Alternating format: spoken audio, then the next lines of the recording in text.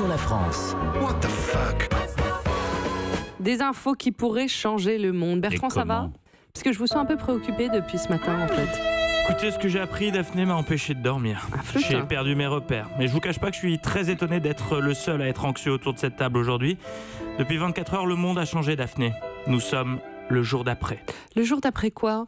Alors je vous explique, hier j'étais tranquillement installé dans mon canapé devant les terriens du dimanche sur C8, fasciné par les analyses géopolitiques pointues de l'éditorialiste Jérém Starr. Après avoir hésité à casser ma télé, j'ai préféré zapper sur un film de Noël que j'ai regardé dans mon pyjama en pilou en engloutissant des cuillères à soupe de Nutella à même le pot, quand soudain...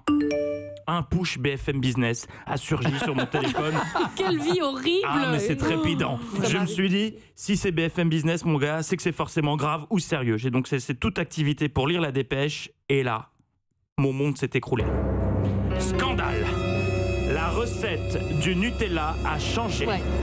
Après plus de 50 ans d'existence. Je pensais avoir mal lu, mais non. BFM Business était formel. L'Italien Ferrero a changé la recette de son Nutella. Ouais. Dans la foulée, l'information est reprise telle quelle par des dizaines de médias. L'Obs, Ouest France, le Huffington Post, le Dauphiné Libéré et j'en passe. Tous en font des tartines avec ce même titre dramatique. La recette a changé.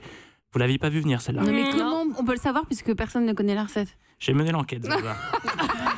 Il a des infos. Je me suis dit, alors bon sang, pourquoi ce sacrilège et surtout, qu'est-ce que les Rital ont osé modifier dans la sacro-sainte pâte à tartiner qui justifie autant de reprises médias? Mais oui, dites-nous, Bertrand. Je suis remonté à la source de l'information en Allemagne. Sur la page du 60 millions de consommateurs allemands, l'association a remarqué un changement de teinte de la célèbre pâte à tartiner.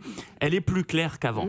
Oui, plus claire. Pour percer le mystère de ce très léger changement de couleur, ils ont mené une enquête très poussée qui a consisté à finalement lire l'étiquette au dos du pot.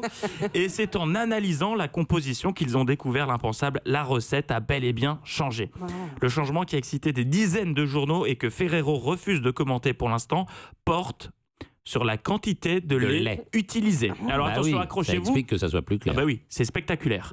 La pâte à tartiner, la pâte à tatiner contient désormais 8,7% de lait écrémé en poudre contre 7,5% auparavant. Et c'est pour ça que tout le monde s'est emballé. Bah ça fait quand même pas mal de différence dans la pâte à tatiner. Oui, mais de là à dire que la recette de la pâte à tatiner a changé, voilà, quand les titres... C'est de la chimie. S'il y a un truc qui bouge, tout a changé. Ok, alors, sinon, la teneur en sucre a aussi augmenté, 56,3% contre 55,9% précisément. C'est une augmentation considérable dans la pâte à tatiner.